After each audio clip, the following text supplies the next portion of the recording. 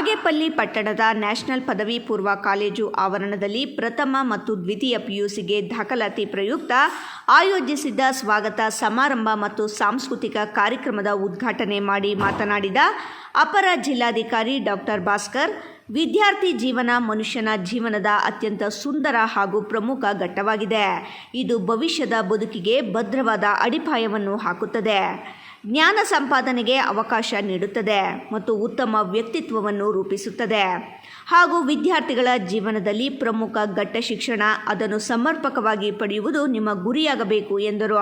ಮಕ್ಕಳ ಹಕ್ಕು ಮತ್ತು ಕರ್ತವ್ಯಗಳ ಕುರಿತು ಅವಲೋಕಿಸಿದಾಗ ಇವುಗಳನ್ನು ಮಕ್ಕಳಿಗೆ ತಿಳಿಸಿಕೊಡುವಲ್ಲಿ ಪೋಷಕರು ಹಾಗೂ ಶಿಕ್ಷಕರ ಪಾತ್ರ ಅತ್ಯಂತ ಮಹತ್ವದ್ದಾಗಿದೆ.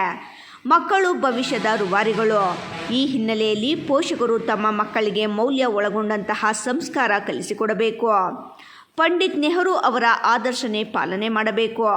ಇದರಿಂದ ಮುಂದೆ ಮಕ್ಕಳ ಭವಿಷ್ಯ ಸಾಕಾರಗೊಳ್ಳುತ್ತದೆ.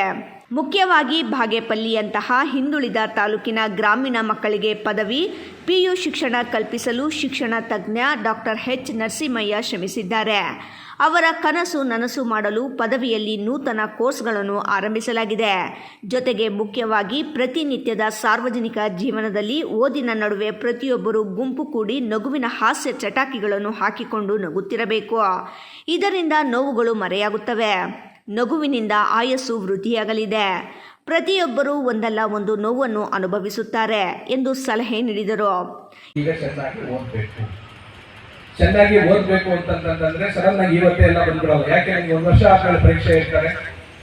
ಇವತ್ತು ಬಂದ್ರೆ ನಿಮ್ಗೆ ಇವತ್ತೇ ಮುಗಿಸ್ಬಿಟ್ಟು ಇವತ್ತೇ ಕಳಿಸ್ಬೋದಲ್ಲ, ಕಳ್ಸಕ್ಕಾಗತ್ತಾ? ಅಂದ್ರೆ ಜ್ಞಾನಾರ್ಜನೆ ಮಾಡಬೇಕಾಗುತ್ತೆ. ಟೀಚರ್ಸು ಹೇಳ್ಕೊಡ್ಬೇಕಾಗುತ್ತೆ. ನೀವು ಅದನ್ನ ವ್ಯಾಸಂಗ ಮಾಡಬೇಕಾಗುತ್ತೆ, ಕಠಿಣ ಪರಿಶ್ರಮ ಬರಬೇಕಾಗುತ್ತೆ. ಸೊ ಇದೆಲ್ಲರೂ ಸಹ ನೀವು ಮಾಡ್ತೀರಾ ಅಂತ ಭಾವಿಸ್ತಾ ಮತ್ತೆ ತುಂಬಾ ಹೆಚ್ಚಿನ ಸಮಯ ತಗೊಂಡೆ ಅಂತ ನಾನು ಭಾವಿಸ್ತೇನೆ. ಯಾಕೋ ವಿದ್ಯಾರ್ಥಿಗಳಿಗೆ ಮಾತಾಡಬೇಕಾದ್ರೆ ಸ್ವಲ್ಪ ಹುಮ್ಮಸ್ಸು ಬರುತ್ತೆ. ಅಂದ್ರೆ ಏನೋ ನಮ್ಮಿಂದ ಒಂದು ಸಂದೇಶ ಹೋಯ್ತು ಅಂತಂದ್ರೆ.